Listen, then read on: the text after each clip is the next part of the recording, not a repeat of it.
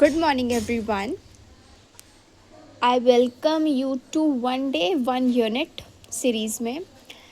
और आज हम पढ़ेंगे अकाउंटिंग मैनेजरियल डिसीजन, जो एमकॉम सेमेस्टर 1 का सब्जेक्ट 1 है, फर्स्ट सब्जेक्ट है। तो पहले तो हम इसके सिलेबस के अंदर यूनिट के अंदर देख लेंगे कि इस यूनिट में क्या क्या हमको कवर करने हैं। तो इस यूनिट में हमको देखना है meaning, nature, objective, scope, techniques, principle, function, important and limitation, management accounting versus financial and cost accounting management के बारे में देखना है, और अकाउंटेंट का role, status, function and responsibilities के बारे में देखना है। मैं जो आपको अपने नोट से पढ़ाती हूँ तो आपको बहुत अच्छे से समझ में आएगा। चाहे तो आप इस नोट्स को अपने कॉपी में भी नोट कर लीजिएगा, जब से जैसे जैसे मैं समझाऊँ वैसे वैसे। और आप एग्ज़ाम में ये जो फ्लो चार्ट है ये ज़रूर बनाइएगा। अगर क्वेश्चन पूछा जाएगा 15 मार्क्स का जो क्वेश्चन है, उसमें जो 15 मार्क्स का क्वेश्चन आएगा उसमें तो आपको इंट्रोडक्शन पहले देना है, और ये इसका यूज़ ज़रूर कीजिएगा। जैसे अकाउंटिंग यहाँ पे लिखा हुआ है, financial accounting, management accounting, cost accounting, इसके बारे में लिखा, आपने बना लिया। अब बनाने के बाद अब आपको थोड़ा थोड़ा एक्सप्लेन इसको करना है। जैसे फाइनेंशियल अकाउंटिंग में फाइनेंस के रिलेटेड चीज़ें प्रिपेयर की जाती हैं, प्रॉफिट एंड लॉस अकाउंट इसमें बनता है, बैलेंस शीट प्रिपेयर की जाती हैं। मैनेजमेंट अकाउंट में क्या होता है, मैनेजमेंट अकाउंटिंग में आपके इनर इंटरनल मैनेजमेंट के बारे में presentation, the management is concerned with a presentation, assess the management in creation of policy and decision making। आपके मैनेजमेंट इंटरनल डिसीजन मेकिंग में, और वहाँ पे ऑर्डिनेट, सब ऑर्डिनेट और सुपीरियर के रिलेशनशिप के बारे में भी ध्यान रखा जाता है। पॉलिसी डिसीजन मेकिंग भी होती है। कॉस्ट अकाउंटिंग क्या होता है, ये आपका recording, classifying and summarising cost for determination of cost of product, कि प्रोडक्ट का कॉस्ट कितना आ रहा है, उसमें कितनी लागत लग रही है। Control and reduction cost, furnishing the information to management for decision making. तो डिसीज़न इस पे भी होता है कि आपकी कॉस्ट कितनी लग रही है, रॉ मटेरियल कितने का परचेज़ किया गया है, फाइनल गुड बनने में आपको कितना खर्चा आ रहा है। तो पहले ये तीनों आप डायग्राम बना करके आप इसे ज़रूर यूज़ करिएगा, ताकि एग्ज़ामिनर जब आपकी कॉपी देखे तो उनको लगे कि हाँ आपने कुछ लिखा है, पढ़ा है इसके बारे में। अब देखिए, हम इसके नेचर्स के बारे में देखेंगे कि यूज़फुल इन डिसीज़न मेकिंग, कॉस्ट अकाउंटिंग आपके डिसीज़न मेकिंग में काम आता है। Financial and cost accounting information, पैसे के उसमें, कॉस्ट अकाउंटिंग में इंटरनल यूजेस, कि आपके ये अंदर रिकॉर्ड को मेंटेन रखता है, क्लासिफाई करता है, डेटा को समराइज करता है, ठीक है। और ये प्योरली ऑप्शनल है, आप मेंटेन करना चाहो तो कर सकते हैं, नहीं करना चाहो तो नहीं, लेकिन आपका प्रेफरेबल क्या रहेगा कि हाँ आप इसको मेंटेन करिए। रिकॉर्ड को मेंटेन जब आप करेंगे, ताकि वो जब आगे बढ़ेगा आपका बिजनेस, तो आपके पास सारी चीज़ें, जब अकाउंटेबिलिटी हो हर चीज़ की। कंसर्न विथ अ फ्यूचर,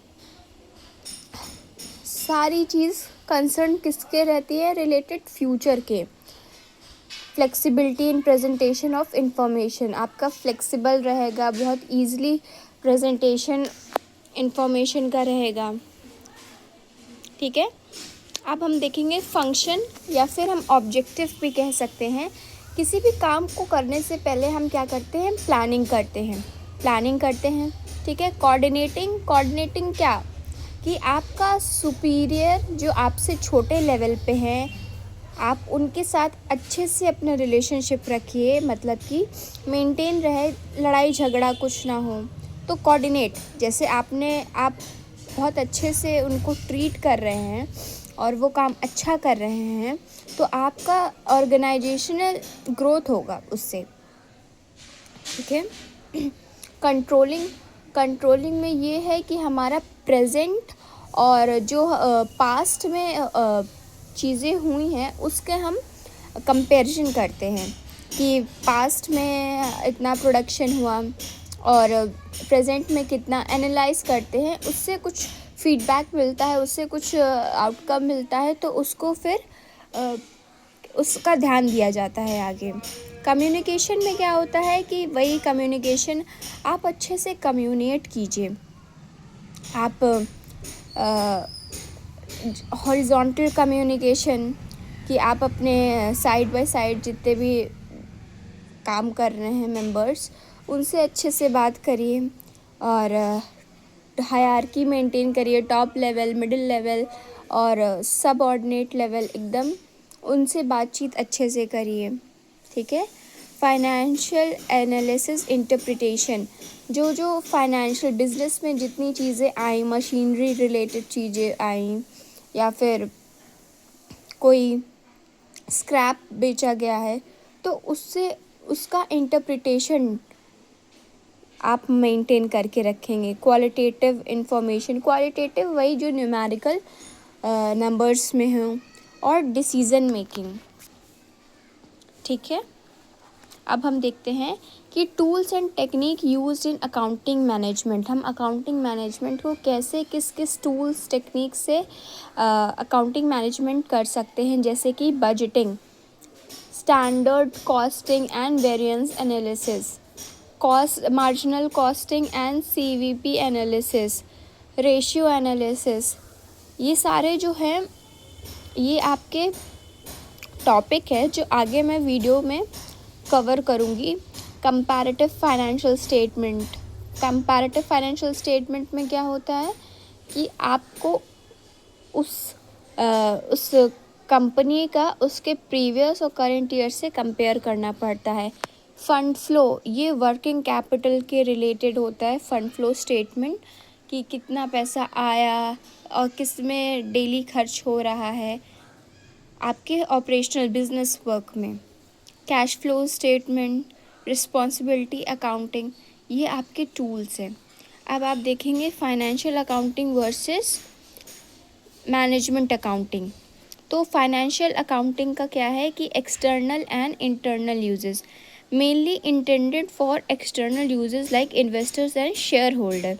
जो फाइनेंशियल अकाउंट है वो बाहर के लिए, जैसे कि mainly intended for the internal, external ये बाहरी आउटसाइडर्स के लिए। और जो मैनेजमेंट है, जैसे नाम से ही समझ में आ रहा है, management accounting related to a internal. Accounting method इसमें देखेंगे based on double entry system record. ये डबल एंट्री सिस्टम फाइनेंशियल वाला जो है वो डबल एंट्री सिस्टम में है, मतलब कि क्या पैसा बिजनेस में आया और क्या पैसा बिजनेस में कितना बाहर गया, उस पे बेस्ड है ये double entry. It is not based on the double entry, और जहाँ पे मैनेजमेंट अकाउंटिंग है वो उस पे बेस्ड नहीं है, डबल एंट्री पे बेस्ड नहीं है। स्टैचुरी रिक्वायरमेंट में, स्टैचुरी मतलब कि एक तरह का लॉ जो पास होता है आपके पार्लियामेंट से, ये under company law and tax से स्टैचुरी रिक्वायरमेंट्स ये उसके अंडर ही करते हैं, कंपनी लॉ के अंडर, कंपनी एक्ट 2013, उसी के अकॉर्डिंग सारी कंपनीज़ में रूल्स एंड रेगुलेशन होते हैं, वही फॉलो करते हैं उसी एक्ट को। Management accounting is optional through इस यूटिलिटी मेक्स, ठीक है, इसमें कोई ज़्यादा रूल्स नहीं हैं और किसी एक्ट के नहीं, ये ऑप्शनल है। Analysis cost and profit, show the profits and loss, ये जो फाइनेंशियल अकाउंटिंग है आपका प्रॉफिट एंड लॉस दिखाएगा। It provide a detail information about the individual products and plants. Management accounting जहाँ पे आपका इंडिविजुअल के बारे में, प्रोडक्ट के बारे में, ये सब के बारे में आपको ज़्यादा फोकस करेगा, और ये जो है प्रॉफिट एंड लॉस के बारे में। Past future data, recording transaction and represent past और हिस्टोरिक रिकॉर्ड्स, पहले के डॉक्यूमेंट्स को पहले को डेटा को आपको रिकॉर्ड करेगा, इंटरप्रेट करेगा और ट्रांजैक्शन हिस्टोरिकल रिकॉर्ड्स देखेगा, ठीक है। इट फ्यूचर ओरिएंटेड, ये आपका जो मैनेजमेंट है, मैनेजमेंट अकाउंटिंग आपके फ्यूचर ओरिएंटेड है। जो आपको पीरियोडिक कंटिन्यूसली रिपोर्ट बनानी पड़ती है लास्ट में, फाइनेंशियल ईयर एंड कब होता है, 31 मार्च को एंड होता है, तो उसके लिए रिपोर्ट आपको profit and loss account, balance sheet आप prepare usually on a year में आपको बनाना पड़ेगा।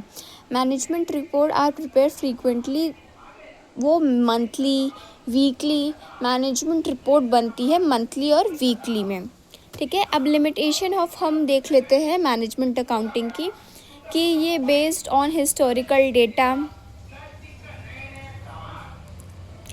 लैक ऑफ वाइड नॉलेज, इसमें ज़्यादा नॉलेज नहीं है, और कॉस्टली सिस्टम है, किसी मैनेजर को हायर करना पड़ेगा, किसी अच्छे मैनेजमेंट अकाउंटिंग को हायर करना पड़ेगा। डेवलपिंग स्टेज है कि अभी ये ग्रो कर रहा है, लैक ऑफ ऑब्जेक्टिविटी है and resistance from staff. Management accounting is the person responsible for the supply of accounting information. Management accountant जो रहता है वो एक पर्सन ही रहता है, ह्यूमन बीइंग रहता है, जो आपके इंफॉर्मेशन सप्लाई करता है मैनेजमेंट को, और उसको हम डिफरेंट नेम से भी जानते हैं, जैसे कि controller, financial adviser, financial controller, chief accountant etcetera, ठीक है। अब हम यहाँ पे देखेंगे फंक्शन ऑफ मैनेजमेंट।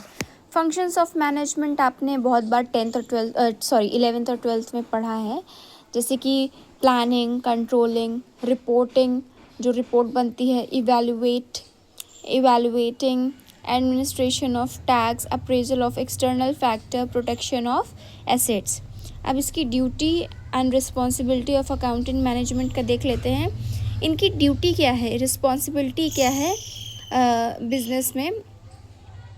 तो मैनेजमेंट अकाउंटिंग है कि इंफॉर्मेशन को कलेक्ट करना, उस इंफॉर्मेशन का इवैल्यूएशन करना, इंटरप्रेट करना और रिपोर्ट बनाना, इनकी ये ड्यूटी है। अब रोल एंड स्टेटस देख लेते हैं ऑफ एन अकाउंटेंट का।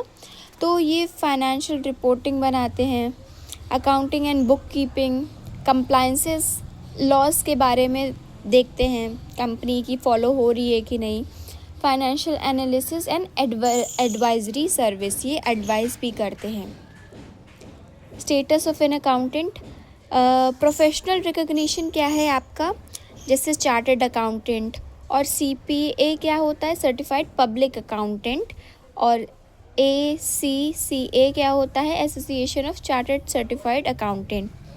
Career growth, industrial demand and salary range, इनकी ये स्टेटस है। Thank you for watching. और हर दिन हम एक यूनिट कंप्लीट करेंगे MCOM का semester 1। If you like, please like my video. Thank you so much.